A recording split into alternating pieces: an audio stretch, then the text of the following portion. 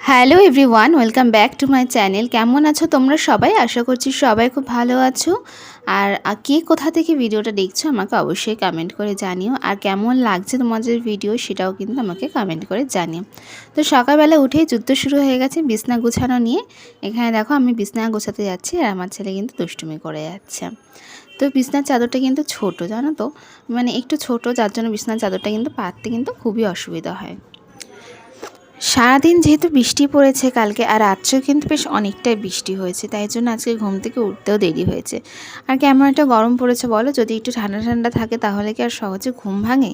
তাই জন্য একটু উঠতেও দেরি হয়ে গেছে। আর ওদিকে আমি রান্নাঘরে কিন্তু ভাত বসিয়ে দিয়ে এসেছি।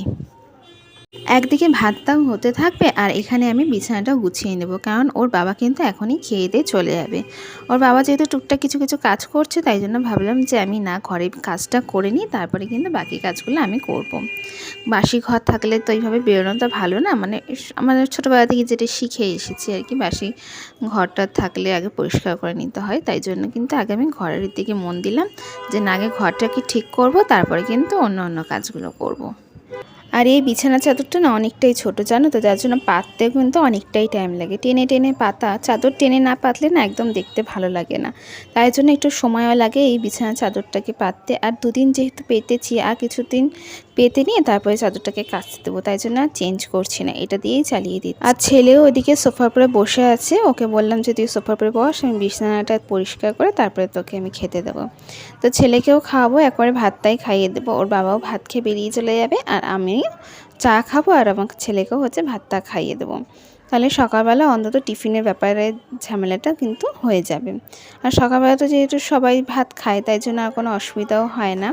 তো এখানে বিছানার চাদর যেগুলো ছিল সেগুলো সব ভাঁজ ভাঁজ করে করে রেখে দিলাম, কারণ এগুলো তো আমরা রাত্রিবেলা মাঝে মাঝে ঠান্ডা হলে না কাঁথাটাও গায়ে দেওয়া যায় না, জানো তো, যে এত গরম লাগে। আবার বিছানার চাদরটা যদি গায়ে দেওয়া হয় তাহলে কিন্তু বা ঠিক লাগে।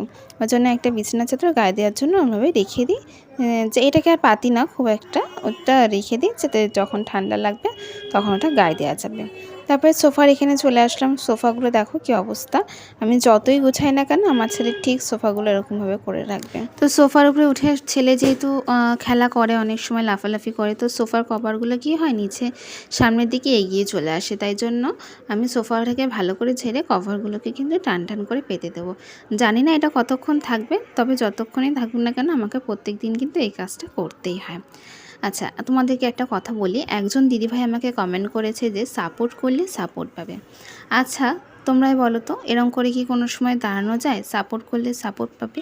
আমি তো ওরা 10জনকে সাপোর্ট করলাম, 10জনও আমাকে সাপোর্ট করলো, কিন্তু আমাকে তো সেই 10জন কিন্তু আমার ভিডিও দেখবে এমন কোনো কিন্তু কথা নেই, তাই না বলো? সুতরাং আমাকে সাবস্ক্রাইবার বাড়িয়ে কী হবে? আমার তো যদি ভিডিও যদি আমার কেউ না দেখে, তাহলে সাপোর্ট করলে সাপোর্ট পাবে এই কথাটা বলার তো কোনো দরকার পড়ে না। প্লিজ তোমরা এরকম কমেন্ট করো না যে সাপোর্ট করলে সাপোর্ট পাবে। যারা আমার ভিডিও দেখতে ভালো লাগবে তারা আমাকে কমেন্ট করো অবশ্যই।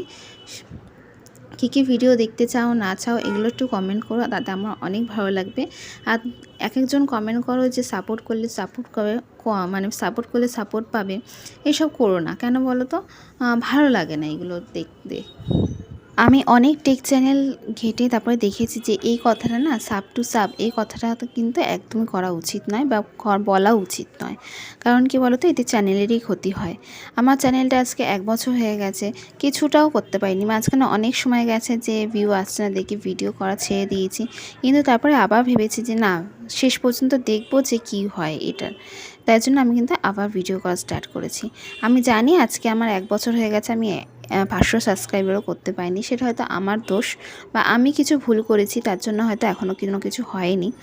তো আশা করছি সেই সব ভুলগুলো থেকে সব কিছু শিখে তারপরে আমি শেষ পর্যন্ত দাঁড়াতে পারবো, এই আশা রাখছি। আর তোমাদের সাপোর্ট তো আছেই, তোমরা যদি আমাকে সাপোর্ট করো তাহলে অবশ্যই সত্যি আমার খুব উপকার হয়। দেখো, ইউটিউবে তো কেউ কোনো সময় এমনি এমনি আসে না, সবাই সবার স্বার্থ নিয়ে আসে। সত্যি কথা বলতে আমিও ঠিক সেরকমই একটা স্বার্থ নিয়ে এসেছি যে না, আমারও কিছু একটা হবে, আমিও জীবনে কিছু একটা করতে পারবো, এই হিসেবেই আমি এসেছি।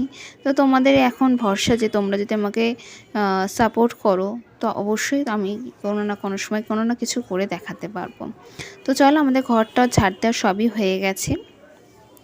এখন হচ্ছে এই যে একটু ডেটল ছড়িয়ে দিয়েছি, আর এখন কিন্তু ডেটলটা ছড়িয়ে ঘরটাও মুছে নিয়ে এখন ছেলেকে ফ্রেশ করে দিয়েছি। বাসি জামা কাপড় যেগুলো ছিল সেগুলো সব ছাড়িয়ে এখন ওকে ফ্রেশ করে এখন একটা জামা পরিয়ে দিচ্ছি, তারপরে কিন্তু ওকে খাইয়ে দেবো, বুঝেছো। আর আমিও কিন্তু এখন সব কিছু কাজ করে নিয়েছি, করে তারপরে এখন কিন্তু আমি স্নানটাও করে আসবো। তো এখন আমি একটু স্নান করে আসবো, বাকি সংসারের সব কাজ তো হয়ে গেছে, এখন শুধু বাকি আছে রান্নাটুকু। তো রান্নাটা করে নিয়ে তারপরে কিন্তু একেবারে আমার ছুটি হবে, আবার রাত্রে কাজ শুরু করতে হবে সন্ধ্যেবেলার থেকে। তাই জন্য আগে কী করলাম, স্নান টান করে চলে এসেছি। চলে এসে দেখো এখানে আমি আগে ছেলেকে খাইয়ে দিচ্ছি। ওর বাবাকেও ওইটাই দিয়েছিলাম, ঘি আর একটু ফেনা ভাত মতন করে দিয়েছিলাম, তো সেটা খেয়েই চলে গেল। আর এখন আমি ছেলেটাকেও খাইয়ে দিচ্ছি। আর আমি নিজে কিন্তু একটু চা খাবো, কারণ সকালবেলা ভাত খেতে কিন্তু আমার একদমই ভালো লাগে না। সকালবেলা কিছু খেতেই ভালো লাগে না, শুধু চাটা খেলে একটুখানি হয়ে যায়, সেরকমভাবে আর কিছু খাওয়া বা হয়ে ওঠে না আর কি কাজের চাপে। তাই জন্য ছেলেকে এখন খাইয়ে দিয়ে ওকে পড়তে বসিয়ে দেবো, তারপরে কিন্তু আমি বাকি কাজ সবগুলো করতে যাব। আচ্ছা, তোমাদের একটা কথা বলি, সেটা হচ্ছে আমি যখন ভয়েস এডিট করি না, তখন কিন্তু অনেক কিন্তু গাড়ির আওয়াজ, মানে বিভিন্ন রকমের আওয়াজ শোনা যায়। সেটা তোমরা প্লিজ একটু ইগনোর করো, কারণ কি বলো তো, যেহেতু আমাদের বাজারের মধ্যে বাড়ি না, 24 ঘন্টা এখানে কিন্তু গাড়ি চলে, এখানে কিন্তু লোক সবসময় কিন্তু 24 ঘন্টা, এমন কোনো সময় নেই যে আমি হচ্ছে কোনো কিছু করতে মানে আওয়াজ ছাড়া থাকি বা কিছু। সব সময় কিন্তু এখানে লোকজন যাতায়াত করে, বাজারের মধ্যে বাড়ি, মাছের বাজার টাজার থেকে সব কিছু কিন্তু এখানেই আছে, যার জন্য কিন্তু আমার ভয়েসটা দিতে অনেকটাই কষ্ট হয়। এখন যেহেতু ভয়েস দিচ্ছি, তবুও আমি জানলা দরজা পাখা বন্ধ করে দিচ্ছি, তার সত্ত্বেও কিন্তু এখানে কিন্তু অনেক নয়েজ আসছে। তাই জন্য তোমরা একটু অ্যাডজাস্ট করো, এইটুকুনি আমার সাথে অন্ততপক্ষে এইটুকুনি অ্যাডজাস্ট করে নাও। তো ছেলেকে খাইয়ে নিতে চলে এসছে, আর এখানে দিকে দেখো ডাল করে নিয়েছিলাম আমি আগে। ডাল করার পরে এখানে কিন্তু আমি কাঁকরোল ভাজা করছি। আর আজকে যেহেতু শনিবার, নিরামিষ, কিন্তু সেরকমভাবে সবাই সব কিছু খায়ও না, তাই জন্য ডাল আর ভাজা দিয়েই কিন্তু এই বেলাটা চালিয়ে দেওয়া হবে। তো এখানে কাঁকরোলটা ভালো করে ভেজে নিচ্ছি। কাঁকরোল খেতে কার কার ভালো লাগে অবশ্যই জানিও। আর যেহেতু আমি একা হাতে এখানে রান্না করি না, তাই জন্য আমাকে কিন্তু এক হাতে ফোনটা ধরে নিয়েই রান্না করতে হয়। তাই জন্য কিন্তু তোমাদের সাথে সবসময় আমি রান্নাটাও শেয়ার করতে পারি না। যেহেতু আমার কোনো কিছু নেই, কোনো সাপোর্ট নেই, সাপোর্ট ছাড়াই কিন্তু আমি এসবগুলো করি, ভিডিওটা করি।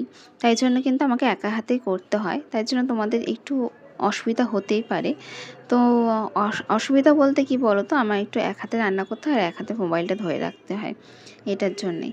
তো দেখো এখানে আমি করেছি, মানে ওই কী বলে ওটাকে, আমি নিজেও নাম বুঝতে পারছি না। এটা হচ্ছে তোমার ওই যে লাউ হয় না, লাউয়ের খোসা, সেই খোসা বাটাটা। আর এখানে করেছি হচ্ছে ওই কাঁচকলার খোসা বাটা, এইগুলোই করেছি আজকে। আর ডাল, আর ছেলের জন্য মাছ করেছিলাম, যেহেতু ছেলে এইসব কিছু খাবে না, তাই জন্য এগুলোই রান্না হয়েছে। তো তোমাদের ভিডিওটা কেমন লাগলো অবশ্যই আমাকে কমেন্ট করে জানিও। আর তোমরা কেমন ভিডিও দেখতে চাও সেটাও কিন্তু আমাকে কমেন্ট করে জানিও। তো আজকের ভিডিওটা আমি এখানেই শেষ করলাম। তোমরা সবাই ভালো থেকো, সুস্থ থেকো, আর আমার পাশে থেকে সাপোর্ট করো, এটাই তোমাদের কাছে আমি চাইবো।